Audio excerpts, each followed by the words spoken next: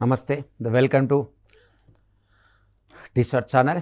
So మనం ఇప్పటివరకు group 1లో చాలా క్వశ్చన్స్ డిస్కస్ చేసినాం. సో నా ఇప్పుడు ఇంకా మనం క్వశ్చన్స్ డిస్కస్ చేద్దాం. గ్రూప్ 1లో ఇంకా ఎలా క్వశ్చన్స్ అడుగుతుంటాడు మనకు ఇండియన్ ఎకానమీ ప్లాన్స్ నుంచి మనం అంటే 5 years ప్లాన్స్ నుంచి మనకు క్వశ్చన్స్ ఎలా రావచ్చు. సో దీంట్లో మేజర్గా ఇప్పటిదాకా మనం అంటే ఎకానమీ రిఫార్మ్స్ కంటే ముందు 1 నుండి 7 ప్రణాళికలు అమలు చేసినాం. దాని తర్వాత ఇప్పుడు ఎగ్జాక్ట్లీ ఇండియాలో 5 years ప్లాన్స్ అంటే ఎకానమీ రిఫార్మ్స్ తర్వాత మన ఇండియాలో ప్లాన్స్ ఏమేమి స్టార్ట్ కావడం జరిగినాయి, ఎలాంటి ప్లాన్స్ అనేటువంటి ఇంప్లిమెంట్ చేయడం జరిగిందనేది చూద్దాం. చూడండి, 1991 సంవత్సరంలో 1991లో భారతదేశ ఆర్థిక వ్యవస్థ అంటే ఆర్థిక సంక్షోభం నుండి బయటపడడానికి ఎకానమీ రిఫార్మ్స్ని మనం తీసుకోవడం జరిగింది. 1991 పివి నరసింహారావు గవర్నమెంట్ కాలంలో పివి నరసింహారావు గవర్నమెంట్ కాలంలో 1991లో ఎకానమీ రిఫార్మ్స్ అంటే నూతన పారిశ్రామిక విధాన తీర్మానం ద్వారా భారతదేశంలో ఎకానమీ రిఫార్మ్స్ అనేటువంటిది ఇంప్లిమెంటేషన్ జరిగినాయి. ఎకానమీ రిఫార్మ్స్ అనేటువంటి ఇంప్లిమెంటేషన్ జరిగిన తర్వాత 1992 నుండి 97 సంవత్సరాల మధ్య భారతదేశంలో ప్రణాళికలు అనేటువంటి స్టార్ట్ అయింది. అంటే మళ్ళీ 8వ పంచవర్ష ప్రణాళిక స్టార్ట్ అయింది. 1990 నుంచి 92 సంవత్సరాల మధ్య వార్షిక ప్రణాళిక అనేటువంటి స్టార్ట్ అయింది. ఈ వార్షిక ప్రణాళికలు అనేటువంటి స్టార్ట్ అయిపోయిన తర్వాత 90 నుంచి 92 మధ్యలో వార్షిక ప్రణాళికలు, దాని తర్వాత 1992 నుంచి 97 సంవత్సరాల మధ్య 8వ ప్రణాళిక స్టార్ట్ అయింది. సో రైట్ 8వ పంచవర్ష ప్రణాళిక. అయితే మనకు క్వశ్చన్ ఎలా అడుగుతాడు అనేది మనం ఇక్కడ డిస్కస్ చేద్దాం. జనరల్గా క్వశ్చన్ ఏంటంటే ఆర్థిక సంస్కరణల అనంతరం పంచవర్ష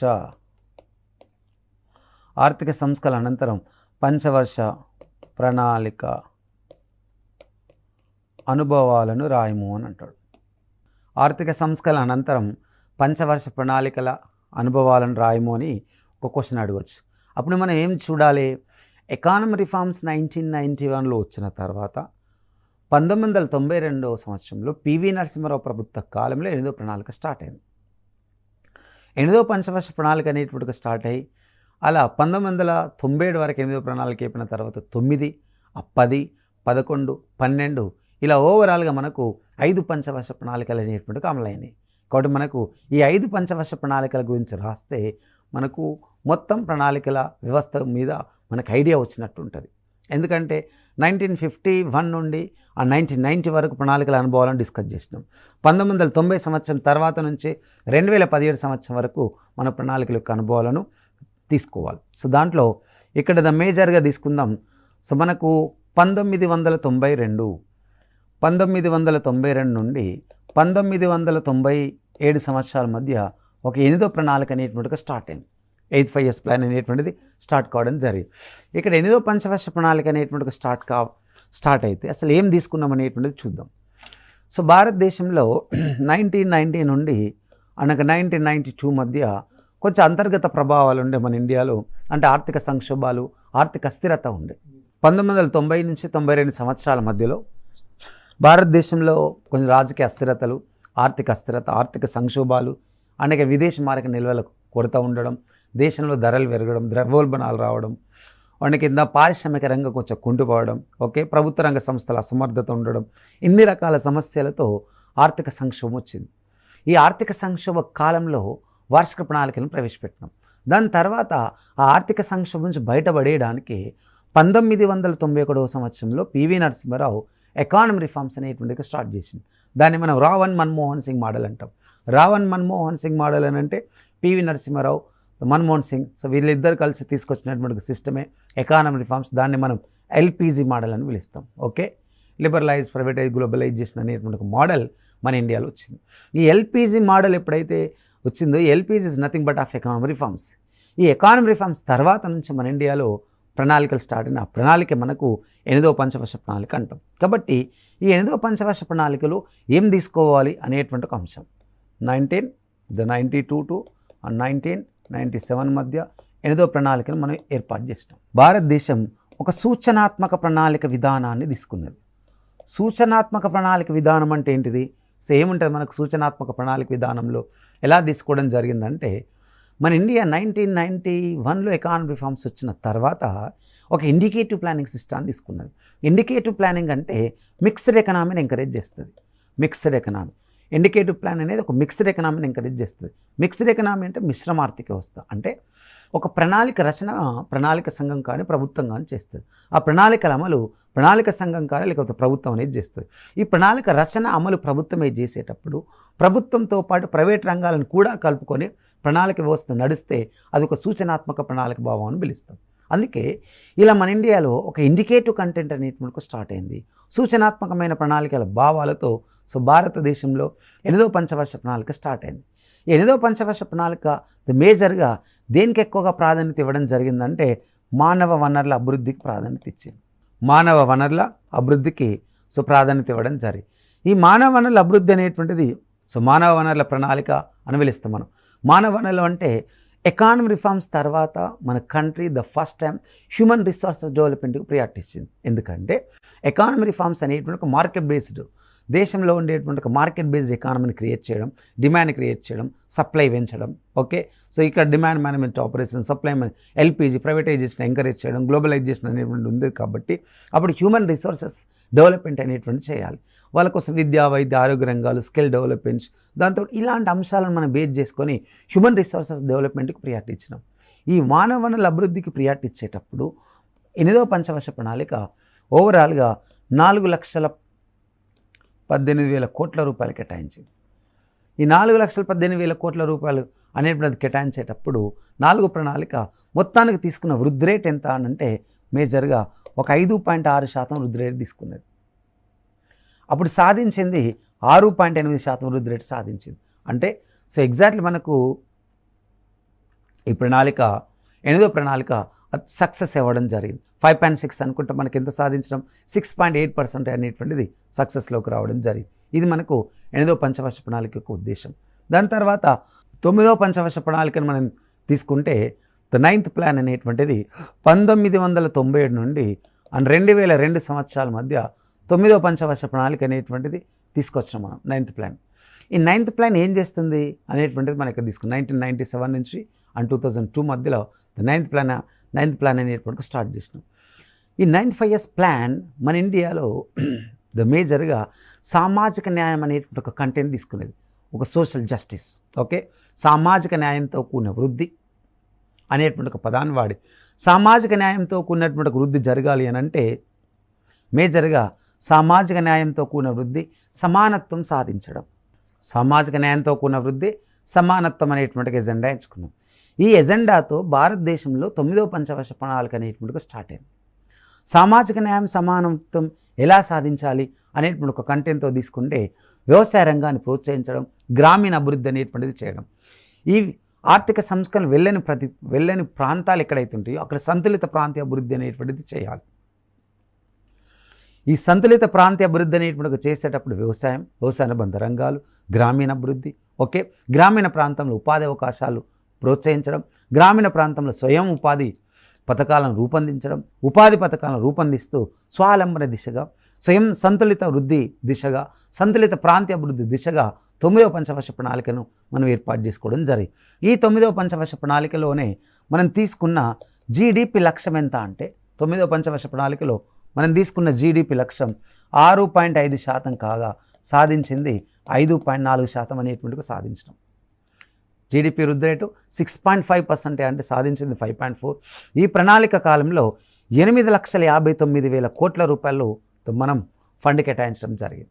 8,59,000 కోట్ల రూపాయల ఫండ్తో ఇంత వృద్ధి రేట్ అనేటువంటిది తీసుకున్నాం. ఓవరాల్గా మనకు గ్రామీణ అభివృద్ధి, వ్యవసాయం అనేటువంటి ఒక కంటెంట్ తీసుకున్నాం. దాని తర్వాత నెక్స్ట్ 10th ప్లాన్, 10వ ప్రణాళిక. ఈ 10th ప్లాన్ని మనం తీసుకుంటే 2002వ సంవత్సరం నుండి 2007 సంవత్సరాల మధ్య ఒక 10వ పంచవర్ష ప్రణాళిక ఉంది. 2002 to 2007. 2002 నుంచి 2007 సంవత్సరాల మధ్య 10వ పంచవర్ష ప్రణాళిక ఉంటే ఈ 10వ పంచవర్ష ప్రణాళిక యొక్క ప్రాధాన్యత ఏంటి, మన జనరల్గా ఏం తీసుకోవడం జరిగింది, మనం 10th 5 years ప్లాన్ అనేటువంటిది తీసుకుందాం. ఈ 10th 5 years ప్లాన్ ఏం తీసుకున్నాం అంటే 9వ పంచవర్ష ప్రణాళికలో ఉన్న కొన్ని లక్ష్యాలు తీసుకున్నాం. దాంతోపాటు ప్రపంచవ్యాప్తంగా 2000 ఇయర్లో ప్రపంచమంతా ఒక 21st centuryలోకి ఎంటర్ అయింది, 21వ శతాబ్దంలోకి వచ్చింది. అప్పుడు యుఎన్ఓ ఒక గోల్స్ తీసుకుంది, ఎండిజి గోల్స్ అని పిలుస్తాం, మిలీనియం డెవలప్మెంట్ గోల్స్ అని పిలుస్తాం. మిలీనియం డెవలప్మెంట్ గోల్స్ అనేటువంటి ఒక పదాన్ని వాడింది. అంటే అప్పటికి ప్రపంచంలో యుఎన్ఓ ఆధ్వర్యంలో మిలీనియం డెవలప్మెంట్ గోల్స్ తీసుకున్నాం. ఈ మిలీనియం డెవలప్మెంట్ గోల్స్ అనేటువంటిది సహస్రాబ్ది లక్ష్యాలను పిలుస్తాం. ఈ మిలీనియం డెవలప్మెంట్ గోల్స్ యొక్క ప్రాధాన్యత ఏంటంటే ఒక 8 అంశాలు తీసుకుంటారు జనరల్. అంటే పేదరికాన్ని తగ్గించడం, జనాభా తగ్గించడం, నిరుద్యోగం పెంచడం, దాని తర్వాత పర్యావరణాన్ని కాపాడడం, అటు ఉత్పత్తులను ప్రోత్సహించడం. సో ఇలాంటి కొన్ని అంశాలు ఉంటాయి. ఈ అంశాలను బేస్ చేసుకోవడం జరిగింది. ఈ ఎండిజి లక్ష్యాలు యుఎన్ఓ తీసుకుంటే ఆ ఎండిజి లక్ష్యాలకు అనుగుణంగా 10వ పంచవర్ష ప్రణాళికను ఒక డ్రాఫ్ట్లో తీసుకున్నాం. అంటే 10వ పంచవర్ష ప్రణాళికలో ఎండిజి లక్ష్యాలకు అనుగుణంగా దాన్ని కూడా ఆ 10వ ప్రణాళికలో కొన్నిటిని మనం తీసుకోవడం జరిగింది. అంటే యుఎన్ఓ రూపొందించిన మిలీనియం డెవలప్మెంట్ గోల్స్ యొక్క లక్ష్యాలను ద 10th 5 years ప్లాన్ అనేటువంటిది అడాప్ట్ చేసుకున్నది. ఈ 10వ పంచవర్ష ప్రణాళిక అనేటువంటిది అడాప్ట్ చేసుకున్న తర్వాత సో మేజర్గా 10th ప్లాన్ కొన్ని ఎజెండాస్ తీసుకున్నది. ఈ 10th ప్లాన్ ఎజెండా యొక్క ఉద్దేశం ఏంటిది? మేజర్గా సామాజిక న్యాయంతో కూడిన వృద్ధి, సమానత్వం ఇక్కడ కూడా తీసుకున్నది. సామాజిక న్యాయం, సమానత్వం అనేటువంటి అంశాలను తీసుకున్నది. ఈ సామాజిక న్యాయం, సమానత్వం అనేటువంటి అంశాలను తీసుకునేటప్పుడు విద్య, వైద్యం, ఆరోగ్యం, మంచినీరు, పేదరిక నిర్మూలన, ఉపాధి అవకాశాలను ప్రోత్సహించడం, దాంతోపాటు తీసుకుంటే పర్యావరణం కాపాడడం, అటవీ ఉత్పత్తులను ప్రోత్సహించడం, ఎంఎంఆర్ రేషియో తగ్గించడం, ఐఎంఆర్ రేషియో తగ్గించడం, ఇలాంటి కొన్ని లక్ష్యాలను 11 లక్ష్యాలను మేజర్గా 10వ పంచవర్ష ప్రణాళిక అనేటువంటిది తీసుకోవడం జరిగింది. అంటే ఎండిజి లక్ష్యాలలో ఉన్న కొన్ని లక్ష్యాలను తీసుకొని దానికి అదనంగా మళ్ళీ సామాజిక న్యాయం సాధించడానికి మళ్ళీ అడిషనల్గా 11వ పంచవర్ష ప్రణాళిక కొన్ని ఎలిమెంట్స్ తీసుకున్నది. ఆ ఎలిమెంట్స్ తీసుకొని సామాజిక న్యాయం, సమానత్వం అనేటువంటి ఎజెండాతో 10వ పంచవర్ష ప్రణాళిక అనేటువంటి స్టార్ట్ కావడం జరిగింది. కాబట్టి ఇక్కడ మన ఇండియాలో 10వ పంచవర్ష ప్రణాళిక మేజర్గా పేదరికం తగ్గించడం, ఆహారం అందించడం, త్రాగునీరు సౌకర్యం అందించడం, విద్యా వైద్య రంగాలు ప్రోత్సహించడం, ఐఎంఆర్ తగ్గించడం, ఎంఆర్ రేషియో తగ్గించడం, పర్యావరణాన్ని ప్రోత్సహించడం, అటవీని పెంచడం అనేటువంటి ఒక కంటెంట్ తీసుకున్నాం. ఈ కంటెంట్తో 10వ ప్రణాళిక అనేటువంటి స్టార్ట్ అయింది. దాని తర్వాత నెక్స్ట్ వన్, ఈ 10వ పంచవర్ష ప్రణాళిక కాలంలో మనం తీసుకున్న వృద్ధి రేట్ ఎంత అంటే వృద్ధి రేటు 8% వృద్ధి రేటు తీసుకున్నాం. దాంట్లో మనం సాధించింది ఎంత అంటే 7.8% మనం వృద్ధి రేటు సాధించడం. అంటే ఫస్ట్ టైం మన ఇండియా 7% కంటే ఎక్కువ వృద్ధి రేట్లోకి 10వ పంచవర్ష ప్రణాళిక అనేటువంటిది వెళ్ళడం జరిగింది. 7.8% అంటే మనకి నియర్లీ 8% గ్రోత్ రేట్ వచ్చింది. రైట్. ద నెక్స్ట్ వన్ 11వ పంచవర్ష ప్రణాళిక. 11వ ప్రణాళిక ఇక్కడ 11వ ప్రణాళిక అంటే ఏంటి? జనరల్గా ఏముంటుంది, మనం ఏం తీసుకోవడం జరిగిందనేది చూద్దాం. ఇది 2007వ సంవత్సరం నుండి 2012 సంవత్సరాల మధ్య మన 11వ ప్రణాళిక ఉంది. 2007 to 2012. 2007 నుంచి 2012 మధ్య 11వ పంచవర్ష ప్రణాళిక ఉంటే 11వ ప్రణాళిక వేటికి ఎక్కువగా ప్రియారిటీ ఇచ్చింది అనేటువంటి మనం చూద్దాం. దీని ఒక లక్ష్యం ఏంటిది, ఎలా తీసుకోవడం జరిగింది. సో దీంట్లో ఫస్ట్ టైం మన ఇండియా ఒక పదాన్ని వాడింది, సమ్మిళిత వృద్ధి, ఇన్క్లూజివ్ గ్రోత్. ఇంక్లూజివ్ గ్రోత్ అనేటువంటి ఒక పదాన్ని వాడింది. ఇంక్లూజివ్ గ్రోత్ యొక్క మేజర్ కంటెంట్ ఏంటిది, ఏం తీసుకోవడం జరిగిందనేది చూద్దాం. ఇంక్లూజివ్ గ్రోత్ అన్ని రంగాలను సమానంగా అభివృద్ధి చేయడమే సమ్మిళిత వృద్ధి. వ్యవసాయ, పారిశ్రామిక, సేవా రంగాలలో పెట్టుబడులు పెట్టి అన్ని రంగాలను సమానం చేయడమే సమ్మిళిత వృద్ధి. దేశంలో వెనుకబడినటువంటి రంగాలు ముందుకు వెళ్ళడానికి తీసుకునేటువంటి కంటెంటే సమ్మిళిత వృద్ధి. SC, ST, BC, OC, minorities వీళ్ళన్నిటిని అభివృద్ధి చేయడమే సమ్మిళిత వృద్ధి. వ్యవసాయ, పారిశ్రామిక, సేవా రంగాలను అభివృద్ధి చేయడం సమ్మిళిత వృద్ధి. పేదరిక నిర్మూలన తగ్గిస్తూ దేశ సమగ్ర అభివృద్ధి సాధించడమే సమ్మిళిత వృద్ధి. ఈ కంటెంట్తో 11వ పంచవర్ష ప్రణాళిక ఎంచుకున్నది. ఈ 11వ పంచవర్ష ప్రణాళిక మేజర్గా సమ్మిళిత వృద్ధి సాధించడానికి 6 ప్రధానమైనటువంటి రంగాలలో 27 ఉపలక్ష్యాలను తీసుకున్నది. 6 ప్రధానమైనటువంటి రంగాలలో 27 ఉపలక్ష్యాలు తీసుకున్నది. ఆ 27 ఉపలక్ష్యాలు 6 ప్రధానమైన రంగాలు. ఈ 6 ప్రధానమైనటువంటి రంగాలలో వ్యవసాయ అభివృద్ధిని ప్రోత్సహించడం, వృద్ధి రేటును పెంచడం, దాంతోపాటు ఉపాధి కల్పన సాధించడం, దాంతోపాటు విద్య, దాంతోపాటు స్త్రీలు, పిల్లల అభివృద్ధి అనేటువంటి చేపట్టడం, ఎడ్యుకేషనల్ సిస్టమ్ అనేటువంటి డెవలప్ చేయడం, పర్యావరణాన్ని ప్రోత్సహించడం, ఇన్ఫ్రాస్ట్రక్చర్ డెవలప్మెంట్ అనేటువంటి చేయడం, ఈ అంశాలకు ప్రియారిటీ ఇచ్చింది. ఈ అంశాల ప్రియారిటీ ఇచ్చి ఈ 6 ప్రధానమైనటువంటి రంగాలలో 27 ఉపలక్ష్యాలు తీసుకున్నది. అప్పుడు 6 ప్రధానమైన రంగాలలో 27 ఉపలక్ష్యాలను తీసుకొని అప్పుడు 11వ పంచవర్ష ప్రణాళిక ఒక ఇంక్లూజివ్ డెవలప్మెంట్కి ఒక ప్రియారిటీ ఇచ్చింది. ఈ ఇంక్లూజివ్ డెవలప్మెంట్కి ఎక్కువగా ప్రియారిటీ ఇచ్చేటప్పుడు ఇంక్లూజివ్ డెవలప్మెంట్ ప్రియారిటీ ఇచ్చేటప్పుడు మేజర్గా సాంఘిక రంగానికి ఎక్కువ ప్రాధాన్యత ఇచ్చింది. అంటే మొత్తానికి ఈ యొక్క ప్రణాళిక మనకు తీసుకుంటే ఒక 36 లక్షల కోట్ల రూపాయలు ఖర్చు పెట్టింది. ఈ 36,44,718 కోట్లు ఖర్చు పెట్టాలనుకున్నది.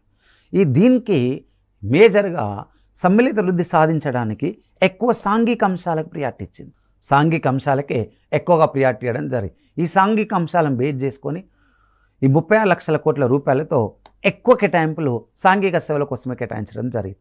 ఇలా ఓవరాల్గా 11వ పంచవర్ష ప్రణాళిక చేసిన ఖర్చు ఎంత? 36 లక్షల కోట్లు.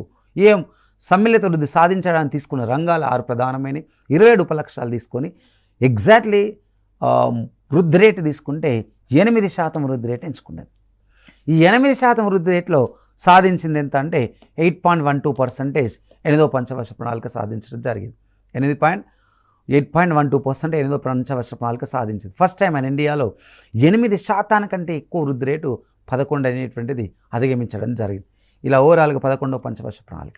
దాని తర్వాత అండ్ లాస్ట్ 12వ ప్రణాళిక 12th ప్లాన్. ఓకే, ఇక్కడ మనం 12th ప్లాన్ బేస్ చేసుకుంటే 2012 అండ్ 2017 తీసుకున్నాం. 2012 నుంచి 2017 సంవత్సరాల మధ్య 12వ పంచవర్ష ప్రణాళిక ఉంది. 12th ప్లాన్ మనం ఇక్కడ కన్సిడర్ చేసేటప్పుడు 12వ ప్రణాళిక తీసుకున్నాం. ఈ 12వ పంచవర్ష ప్రణాళికను మనం తీసుకునేటప్పుడు 12th ప్లాన్ 11వ పంచవర్ష ప్రణాళికలో ఉన్న అంశాలే కొన్నిటి 12 కొనసాగించడం. దాంట్లో అప్పటికే భారతదేశం ఫాస్టర్గా డెవలప్ అవుతుంది. ఎప్పుడైతే ఎకానమీ రిఫార్మ్స్ మన ఇండియాలో 1991లో ఇంప్లిమెంట్ చేయడం జరిగిందో దాని యొక్క ఇంపాక్ట్ 2000 తర్వాత నుంచి మన ఇండియాలో ద ఫాస్ట్ గ్రోత్ రేట్ అనేటువంటిది జరగడం జరిగింది. అండ్ వృద్ధి రేట్ అనేటువంటిది వేగవంతంగా పెరుగుతూ రావడం జరిగింది. ఈ ఫాస్టర్ గ్రోత్ రేట్ రావడంతో చాలాసార్లు 2000 సంవత్సరం తర్వాత మన ఇండియా 8% వృద్ధి రేటు, 9% వృద్ధి రేటు, కొన్నిసార్లు 10% వృద్ధి రేటు కూడా భారతదేశం సక్సెస్ అయిపోయింది. ఇంత వృద్ధి రేట్ అనేటువంటిది పెరుగుతుంది. అదే టైంలో 11వ ప్రణాళిక సమ్మిళిత వృద్ధి అంతే ఇంకా సమ్మిళిత వృద్ధిని మరింత ముందుకు తీసుకెళ్లాలనేటువంటి ఒక కంటెంట్తోనే సత్వర సమ్మిళిత వృద్ధి అనేటువంటి ఒక పదాన్ని వాడింది. లేదా సత్వర ప్రగతి, మరింత సమ్మిళిత వృద్ధి అనేటువంటి యొక్క అంశాలను తీసుకున్నాయి. సత్వర ప్రగతి, మరింత సమ్మిళిత వృద్ధి అనేటువంటి ఎజెండాతో మన ఇండియాలో 12వ పంచవర్ష ప్రణాళిక అనేటువంటిది స్టార్ట్ అయింది. ఈ 12వ పంచవర్ష ప్రణాళిక అనేటువంటిది స్టార్ట్ అయింది కాబట్టి ఈ 12వ పంచవర్ష ప్రణాళిక more inclusive growth and faster growth అనేటువంటి ఎజెండా ఎంచుకున్నారు. అలా ఎజెండా ఎంచుకొని మరింత సమ్మిళిత వృద్ధి సాధించడానికి ఈ 12వ పంచవర్ష ప్రణాళిక 76 లక్షల కోట్ల రూపాయలు ఖర్చు పెట్టింది. 76,44,800 కోట్ల రూపాయలు ఖర్చు పెట్టింది. ఈ 76 లక్షల కోట్ల రూపాయలు ఖర్చు పెట్టి ఎక్కువ ప్రియారిటీ సాంఘిక సేవలకే ప్రాధాన్యత ఇచ్చింది. ఎక్కువ ప్రాధాన్యత సాంఘిక సేవలకే ఇచ్చింది. ఎక్కువ ప్రాధాన్యత సాంఘిక సేవలకే ప్రియారిటీ ఇచ్చేటప్పుడు మేజర్గా మొత్తం కేటాయింపులలో 76 లక్షల కోట్ల రూపాయలలో 36% ఫండ్ 36% కేటాయింపులు సాంఘిక సేవలకే ఇచ్చింది. అందుకే భారతదేశ ప్రణాళికల యొక్క ఉద్దేశమే ఆర్థిక సామాజిక లక్ష్యాలు సాధించడం. ఆర్థిక సామాజిక లక్ష్యాలు సాధించడం వలన దేశ ఆర్థిక అభివృద్ధి అనేటువంటిది జరిగి దేశ పురోగతి అనేటువంటిది రావచ్చు. ఇలా ఓవరాల్గా ఇక్కడ ఎక్కువ ప్రియారిటీ ఈ మరింత సమ్మిళిత వృద్ధి సత్వర ప్రగతికి ప్రియారిటీ ఇచ్చేటప్పుడు మరింత సమ్మిళిత వృద్ధి సత్వర ప్రగతి ఈ మరింత సమ్మిళిత వృద్ధి సత్వర ప్రగతికి ప్రియారిటీ ఇచ్చేటప్పుడు అప్పుడు క్లియర్గా 12వ ప్రణాళిక ఏం చేయడం జరిగిందంటే మేజర్గా ఒక 7 ప్రధానమైనటువంటి రంగాలను తీసుకొని 25 ఉపలక్ష్యాలను ఎంచుకున్నది. ఈ 12వ పంచవర్ష ప్రణాళిక ముందుగా తీసుకున్న టార్గెట్ ఎంత అంటే 9.5% సాధించాలి. దాని తర్వాత క్రమంగా తగ్గిస్తూ చివరిగా 8% సాధించాలి. ఆ 8% వృద్ధి రేటు తీసుకుంటే అచీవ్ అయింది ఎంత అంటే 6.92%, ఇది నథింగ్ బట్ 7%. ఓకే, 8% వృద్ధి రేటు తీసుకోవడం జరిగింది. దాంట్లో 6.92 నుంచి 6.92% క్రాస్ కావడం జరిగింది. ఇది ఓవరాల్గా మనకు 12వ పంచవర్ష ప్రణాళికలో తీసుకున్న లక్ష్యాలు. మొత్తానికి మనం ఇక్కడ డిస్కస్ చేసినాం. ఎన్ని ప్రణాళికలు డిస్కస్ చేసినాం? 1 నుంచి 12. ఇక్కడ మనకు 2 రకాలుగా క్వశ్చన్లు అడుగుతున్నారు. 2 రకాల క్వశ్చన్లు. ఈ 2 రకాల క్వశ్చన్లు ఏంటిది? భారతదేశంలో మొత్తం ప్రణాళికల అనుభవాలను రాయము అని అడగవచ్చు. ప్రణాళిక అనుభవాలను రాయము అని అడగచ్చు. లేదు, ఒక 1990 సంవత్సరానికంటే ముందు భారతదేశంలో ప్రణాళికల గురించి రాయము అని చెప్పచ్చు. లేదా 1990 సంవత్సరం తర్వాత ఆర్థిక సంస్కరణ అనంతరం భారతదేశంలో ప్రణాళికల అనుభవాన్ని పంచుకోండి అని చెప్పచ్చు. ఇలా అయినా జనరల్గా క్వశ్చన్ అడగచ్చు, ఎలా అయినా క్వశ్చన్ అడగచ్చు కాబట్టి మనకు ప్రణాళికల మీద బ్రీఫ్ ఇన్ఫర్మేషన్ అనేది తెలియాలి. ప్రతి ప్రణాళిక మీద బ్రీఫ్ ఇన్ఫర్మేషన్ తెలియాలి కాబట్టి 1 నుండి 12 ప్రణాళికల గురించి మనకు క్లియర్గా తెలుసుకోవాలి. 1 నుండి 12 ప్రణాళిక. అందుకే నేను మీకు 2 ఎపిసోడ్లలో కలిపి 1 నుంచి 12 ప్రణాళికలు ఇచ్చినాం. అందుకే మళ్ళీ ఒకసారి మనం రివిజన్ చేసుకుందాం. భారతదేశ ప్రణాళిక వ్యూహాలు అంటే ఏంటిది? మనం 1 నుంచి 12 పంచవర్ష ప్రణాళికలు అనేటువంటి క్లియర్గా మనం తీసుకోవాలి. ఈ క్లియర్గా తీసుకున్నప్పుడు మాత్రమే సక్సెస్ కావడానికి మనం రాయడానికి ఈజీగా ఉంటుంది. 1 నుంచి 12 పంచవర్ష ప్రణాళికలు మనం తీసుకునేటప్పుడు ఫస్ట్ మనం ఈ క్వశ్చన్ ఒకేసారి 12 ప్రణాళికల ఇన్ఫర్మేషన్ అడిగింది అనుకో ఎగ్జామినర్, అప్పుడు మనం ఏం చేయాలి? భారతదేశ ప్రణాళికల అనుభవాలను రాయము అని అన్నప్పుడు అది మనం ఎట్లా రాస్తాం అంటే మనకు 12 ప్రణాళికల మీద మనకు ఐడియా ఉండాలి. ప్రణాళిక సంఘం ఎందుకు ఏర్పాటు చేసినాం ఐడియా ఉండాలి. ఎన్డీసీ ఎందుకు ఏర్పాటు చేసినాం ఐడియా ఉండాలి. పంచవర్ష ప్రణాళికల యొక్క లక్ష్యాలు ఏంటిదో మనకు తెలియాలి. ప్రణాళికలు ఎందుకు తీసుకున్నామో మనకు తెలియాలి. దాంతోపాటు 1 నుంచి 12 ప్రణాళికలు మనం ఎందుకు తీసుకున్నామో క్లియర్గా తెలియాలి. అప్పుడే మనకు జనరల్గా మనం ఎగ్జామ్లో మనం రాసేటువంటి ఒక క్వశ్చన్ను ఎగ్జాక్ట్లీ మనం చెప్పడానికి ఆస్కారం ఉంటుంది. కాబట్టి ఇక్కడ మేజర్ కంటెంట్ మనం బేస్ చేసుకుంటే మనం ఇక్కడ తీసుకుంటే మన ఇండియాలో ప్రణాళికల గురించి అనుభవాలను మనం చెప్పాలి అనేటువంటి దాన్ని మనం తీసుకుంటే 1వ పంచవర్ష ప్రణాళిక 1951 నుంచి 56 సంవత్సరం మధ్యలో జరిగింది. ఈ 1వ పంచవర్ష ప్రణాళిక కాలానికంటే ముందున్న సమస్యలు మనం క్లియర్గా ఐడెంటిఫై చేసుకోవాలి. దాంట్లో ఒకప్పుడు భారతదేశంలో సమస్యల్లోనే మనకి ఇండిపెండెన్స్ వచ్చింది కాబట్టి ఆర్థిక వ్యవస్థ అనేది మనకు చిన్నాభిన్నం కావడం జరిగింది. ఆర్థిక వ్యవస్థను పునరుద్ధరించడానికే భారతదేశంలో 1వ ప్రణాళికను తీసుకున్నాం. ఆ 1వ ప్రణాళిక కాలానికంటే ముందు వ్యవసాయ రంగ సమస్యలు ఉన్నాయి, నీటిపారుదల సమస్యలు ఉన్నాయి, అప్పటికి రవాణా సమాచారాలు లేవు. ఓకే, దాంతో పారిశ్రామిక రంగం కూడా వెనుకబడ్డది. ఇన్ని సమస్యలు ఉంటే మాత్రం ఒకటి తీసుకున్న వ్యవసాయం నీటిపారుదల. ఈ వ్యవసాయ నీటిపారుదల రంగాన్ని తీసుకొని మొత్తానికి ఒక 1960 కోట్ల రూపాయలు ఖర్చు తీసుకున్నాం. దాంట్లో 2.1% గ్రోత్ రేట్ అనుకుంటే 3.6 వచ్చింది. It's enough. 2వ ప్రణాళిక భారతదేశంలో సెకండ్ ప్లాన్. 2వ ప్రణాళిక 1956 నుండి 61. ఈ 50 నుంచి 61 సంవత్సరాల మధ్యలో తీసుకునేటప్పుడు సెకండ్ 5 ఇయర్స్ ప్లాన్ యొక్క మేజర్ ఎజెండా ఏంటిదంటే ఒక ట్రెడిషన్ ఎకనామీ నుంచి ఒక మోడర్న్ ఎకనామీలోకి మార్చాలి, సాంప్రదాయం నుంచి ఒక ఆధునిక వ్యవస్థలోకి మార్చాలి. ఈ మోడర్న్ ఎకానమీలోకి మార్చేటప్పుడు కేంద్ర ప్రభుత్వం క్లియర్గా ఒక కొత్త మోడల్ ఎంచుకున్నది, పీసీ మహల్నోబిస్ మోడల్ ఎంచుకున్నది. ఈ పీసీ మహల్నోబిస్ మోడల్ ఏం చెప్తుంది? భారతదేశంలో హెవీ పరిశ్రమలు ఏర్పాటు చేయాలి, హెవీ ఇండస్ట్రీస్ లాంచ్ చేయాలి. ఈ హెవీ ఇండస్ట్రీస్ లాంచ్ చేయాలని ఒక పీసీ మహల్నోబిస్ చెప్తే దాన్ని కూడా అప్పుడున్న జవహర్లాల్ నెహ్రూ గారు కూడా యాక్సెప్ట్ చేస్తారు. అందుకే జవహర్లాల్ నెహ్రూ అండ్ పీసీ మహల్నోబిస్ ఇద్దరు మోడల్స్ 2వ ప్రణాళిక భారీ పరిశ్రమ ప్రియారిటీ ఇచ్చింది. అట్ ద సేమ్ టైం 1956 సంవత్సరంలో భారతదేశం ఒక సమసమాజ స్థాపనలోకి వెళ్ళాలంటే సామ్యవాద తరహా వ్యవస్థను ప్రోత్సహించాలి. ఈ సామ్యవాద తరహా వ్యవస్థను ప్రోత్సహించాలనేటువంటి ఒక కంటెంట్తో 2వ ప్రణాళిక అనేటువంటిది మెల్లిమెల్లిగా వెళ్ళడం జరిగింది. అందుకే సామ్యవాద భావాలతో భారీ పరిశ్రమలతో భారతదేశంలో ఎక్కువ జాతీయాదాన్ని ప్రోత్సహించడం వల్ల వృద్ధి రేటు పెరుగుతుంది. వృద్ధి రేటు పెరిగినప్పుడు పేదరికం నిరుద్యోగం తనంతర తగ్గును అనే కంటెంట్తో సెకండ్ 5 ఇయర్స్ ప్లాన్ అనేటువంటిది స్టార్ట్ అయింది. దాని తర్వాత 3వ ప్రణాళిక. ఈ 3వ ప్రణాళిక 1961 నుండి 1966 సంవత్సరాల మధ్య 3వ ప్రణాళిక స్టార్ట్ అయింది. 61 నుండి 66 సంవత్సరాల మధ్య 3వ ప్రణాళిక స్టార్ట్ అయితే 3వ ప్రణాళిక అంటే మళ్ళీ పరిశ్రమలు తీసుకోలే, మళ్ళీ వ్యవసాయ రంగాన్ని తీసుకోలే. ఈ రెండింటిని తీసుకోకుండా 3వ ప్రణాళిక ఏం చేయడం జరిగిందంటే మేజర్ ఒక ఎజెండాని తీసుకున్నది. ఏ ఎజెండాని తీసుకోవడం జరిగింది? ఇండియా స్వావలంబనని ఏర్పాటు చేసుకోవాలి. అంటే ఒక దేశం స్వయం సమృద్ధి సాధించాలి. స్వయం సమృద్ధి సాధించాలంటే వస్తు సేవల ఉత్పత్తిలో పెరుగుదల ఉండాలి. వస్తు సేవల ఉత్పత్తుల పెరుగుదల ఉండాలి కాబట్టి వ్యవసాయము దాంతోపాటు పరిశ్రమలు ఇలా ఒకదాని మీద ఒకటి అనుబంధ రంగాలను తీసుకొని వ్యవసాయ పారిశ్రామిక రంగాలను ప్రోత్సహించినప్పుడు దేశం అనేటువంటి స్వయం సమృద్ధి సాధించవచ్చు అనే కంటెంట్ తీసుకున్నాం. దానికోసం మనము ఓవరాల్గా తీసుకుంటే 5.6% గ్రోత్ రేట్ తీసుకుంటే అన్ఫార్చునేట్లీ కొన్ని యుద్ధాలు రావడం వల్ల మనకు 2.8% సాధించడం. అందుకే 4 ప్రణాళిక. ఈ 4 ప్రణాళిక 1969 నుండి 74 మధ్య 4 ప్రణాళిక తీసుకున్నాం. ఈ 4వ పంచవర్ష ప్రణాళిక కూడా భారతదేశం ఆర్థిక స్వావలంబన సాధించాలి. ఆర్థిక స్వావలంబన అంటే దిగుమతులను తగ్గించాలి, ఎగుమతులను ప్రోత్సహించాలంటే దేశోత్పత్తులను సాధించాలి, దేశోత్పత్తులను ప్రోత్సహించాలి అనేటువంటి ఒక కంటెంట్తో ఆర్థిక స్వావలంబన స్వయం సమృద్ధి అనేటువంటి ఎజెండా ఎంచుకున్నాం. ఈ ఆర్థిక స్వావలంబన స్వయం సమృద్ధి అనేటువంటి ఎజెండా ఎంచుకొని 4 తీసుకున్నాం. దాని తర్వాత 5వ ప్రణాళిక. ఈ 5 1974 నుండి 1978 సంవత్సరాల మధ్య 5 ప్రణాళిక తీసుకుందాం.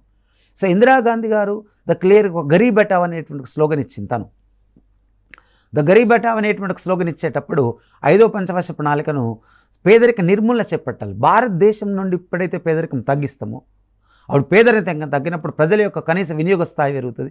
కనీస వినియోగ స్థాయి పెరిగినప్పుడు వాళ్ళ ప్రాంతం అనేటువంటిది మన కనీస వినియోగ స్థాయి అనేటువంటిది పెరిగినప్పుడు ఆటోమేటిక్గా ఆ పేదరికం తగ్గి దేశంలో వినియోగ స్థాయి పెరిగినప్పుడు ఇంకా ఉపాధి అవకాశం కల్పన జరుగుతుంది, దేశ అభివృద్ధి అనేటువంటిది జరుగుతుంది. కాబట్టి ఒక దేశానికి నిరోధకం ఏది అని అంటే నిరుద్యోగం. ఒక దేశ నిరోధకం ఏది అని అంటే అభివృద్ధి నిరోధకం ఏదంటే మన పావర్టీ. అందుకే పావర్టీ రెడ్యూస్ చేయాలి, పేదరికాన్ని భారతదేశంలో తరిమేద్దాం అనేటువంటి ఒక కంటెంట్ తీసుకున్నాయి. ఈ పేదరికం తగ్గడానికి కేంద్ర ప్రభుత్వం కూడా ఏం చేయడం జరిగిందంటే కొన్ని రకాల పథకాలను పెట్టింది. అవి ఆహార పథకాలు, అది ఉపాధి పథకాలు పెట్టడం జరిగింది. ఈ ఉపాధి పథకాలలో మనకు మేజర్గా పనికి ఆహార పథకం అని, ఫుడ్ ఫర్ వర్క్ ప్రోగ్రామ్ లాంటిది, మినిమం నెసెసిటీస్ ఇవ్వడానికి మినిమం నీడ్స్ ప్రోగ్రామ్ అని, ఓకే అండ్ 20 పాయింట్స్ ప్రోగ్రామ్ అని, అండ్ దాని తర్వాత శిశు మరణాల రేటు తగ్గించడానికి భారతదేశంలో మేజర్గా IMR అండ్ MMR రెడ్యూస్ చేయడానికి మనకు ICDS స్కీమ్ లాంటి 5 ప్రణాళికలు అమలు చేయడం జరిగింది. దాని తర్వాత నెక్స్ట్ 6th ప్లాన్. ఈ 6th ప్లాన్ మనం బేస్ చేసుకుంటే 1980 అనగా 85. ఈ 1980-85 అంటే 6 ప్రణాళిక వాస్తవానికి 78లోనే పూర్తయింది. కానీ జనతా ప్రభుత్వం 78లోనే స్టార్ట్ అయింది. జనతా గవర్నమెంట్ అధికారంలోకి వచ్చిన తర్వాత 5వ ప్రణాళిక ఒక సంవత్సరం ముందుగా రద్దు చేసినాం. దాని తర్వాత 6 ప్రణాళిక స్టార్ట్ చేసినాం. 6 ప్రణాళిక స్టార్ట్ అయిపోయిన తర్వాత అప్పుడు జనతా ప్రభుత్వం మళ్ళీ కొలాప్స్ కావడం, జనతా ప్రభుత్వం ఎక్కువ రోజు లేకపోవడం, దాని ప్లేస్లో ఇందిరాగాంధీ గవర్నమెంట్ రావడం, మళ్ళీ ఇందిరాగాంధీ గవర్నమెంట్ వచ్చిన తర్వాత జనతా ప్రవేశపెట్టిన 6 ప్రణాళిక రద్దు చేసి మళ్ళీ కొత్త దాన్ని మళ్ళీ 6ను ప్రవేశపెట్టడం జరిగింది. ఇలా ఇందిరాగాంధీ రెండోసారి అంటే 6వ ప్రణాళికను ప్రవేశపెట్టినప్పుడు భారతదేశంలో అప్పటికే జనాభా ఎక్కువగా ఉండడం, నిరుద్యోగత సమస్యలు ఎక్కువగా ఉండడం, అందుకే వనరులు సరిగా అంచనా వేయాలి, పరిశ్రమలకు ప్రాధాన్యత ఇవ్వాలి, మధ్యతర పరిశ్రమలకు ఎక్కువ ప్రియారిటీ ఇవ్వాలి అనేటువంటి ఒక కంటెంట్తో ఉపాధి కల్పన అనేటువంటి దాన్ని ప్రియారిటీ ఇచ్చింది. ఉపాధి కల్పన ప్రియారిటీ ఇచ్చి నిరుద్యోగ నిర్మూలన అనేటువంటి ఒక పదాలను చెప్పడం జరిగింది. రైట్. దాని తర్వాత నెక్స్ట్ 7th ప్లాన్. ఈ 7th ప్లాన్ మనం తీసుకుంటే 1985 నుండి 1990 మధ్య 7th ప్లాన్ ఉంది. 85 నుంచి 90 మధ్య అంటే రాజీవ్ గాంధీ గవర్నమెంట్ మన ఇండియాలో ఎంటర్ అయింది. ఈ రాజీవ్ గాంధీ కాలంలో చాలా మార్పులు 7వ ప్రణాళికలు తీసుకొచ్చినాయి. చాలా మార్పులు ఏంటంటే వ్యవసాయ రంగంలో స్వయం సమృద్ధి సాధించాలి, అందుకే ఉపాధి కల్పన ప్రోత్సహించాలి, ఉత్పాదకతన వ్యవస్థను ప్రోత్సహించాలి అనేటువంటి కంటెంట్ తీసుకున్నాం. అందుకే 7వ ప్రణాళిక పని, ఆహారం, ఉపాధి, ఉత్పాదకత అని ఇలాంటి అంశాలు తీసుకున్నాం. ఇలాంటి అంశాలు తీసుకొని 7వ ప్రణాళిక క్లియర్గా ఏం చేయడం జరిగిందంటే రాజీవ్ గాంధీ దీంట్లో కొన్ని ఇంపార్టెన్స్ పాయింట్స్ తీసుకున్నాడు. ఏంటంటే భారతదేశంలో ప్రైవేటైజేషన్ అనే పదాన్ని వాడిను. భారతదేశంలో కొన్ని రకాల కేంద్ర ప్రభుత్వం కొన్ని నియంత్రణలు ఏర్పాటు చేసింది ప్రైవేట్ రంగం మీద. ఆ నియంత్రణ తొలగించండి అంటే కొంచెం సింప్లిఫై చేయడం జరిగింది.